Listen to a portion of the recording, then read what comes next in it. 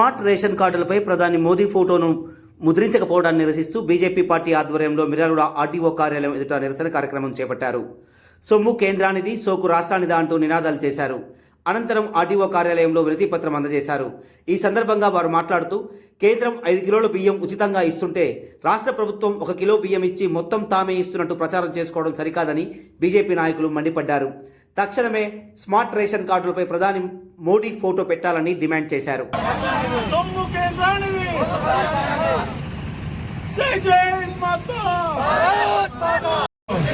నరేంద్ర మోడీ గారి నాయకత్వం, నరేంద్ర మోడీ గారి నాయకత్వం.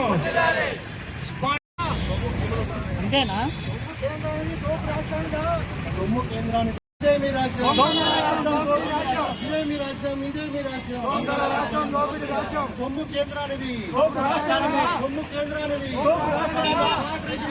మోడీ గారి ఫోటోలు వేసుకున్న వాళ్ళు సాయంత్రం కూర్చోవాలి.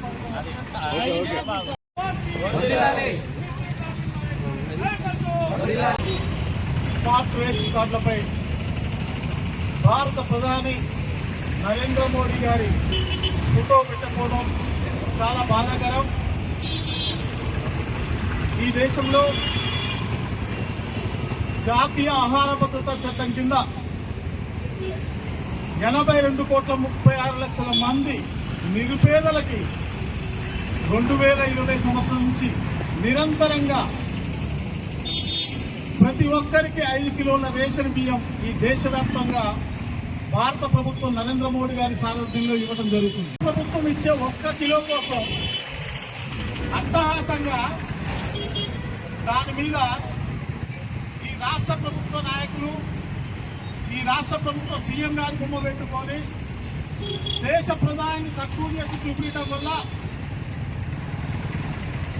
ఈ చర్యని ఖండిస్తూ భారతీయ జనతా పార్టీ మిర్యాలగూడ మండల ఆధ్వర్యంలో ఈ స్మార్ట్ రేషన్ కార్డులపై తక్షణమే ఈ రాష్ట్ర ప్రభుత్వం నరేంద్ర మోడీ గారి ఫోటో పెట్టాలని డిమాండ్ చేస్తూ ఈరోజు స్థానిక మిర్యాలగూడ ఆర్టీఓ ఆఫీస్ యందు నిరసన వ్యక్తం చేయడం జరుగుతుంది.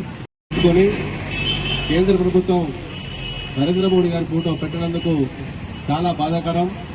అలాగే గవర్నమెంట్ ఆఫీసులలో కూడా ఏ ఆఫీసులో చూసినా మన ప్రధానమంత్రి నరేంద్ర మోడీ గారి ఫోటో కనిపించడం లేదు. దాని గురించి కూడా మేము ఈసారి ఖచ్చితంగా ఈ నిరసన ర్యాలీలో ఒక భాగంగా ఖచ్చితంగా ఆఫీసులలో కూడా నరేంద్ర మోడీ ఫోటో పెట్టాలని మరి తెలియజేసుకుంటున్నాం.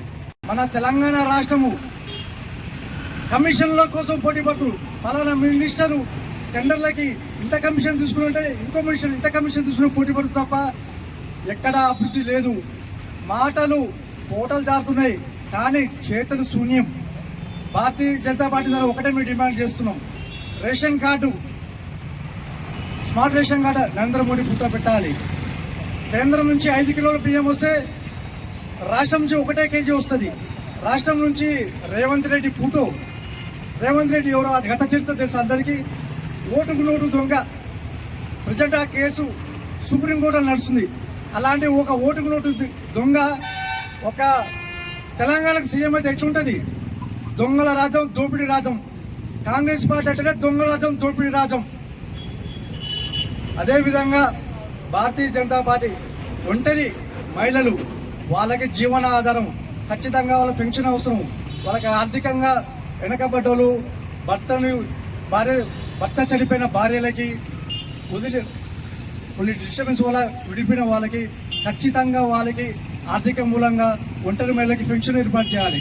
జిల్లా కేంద్రంలో వాటికి తొందర జరగకుండా ఎందుకో జ్ఞాపం జరుగుతుంది.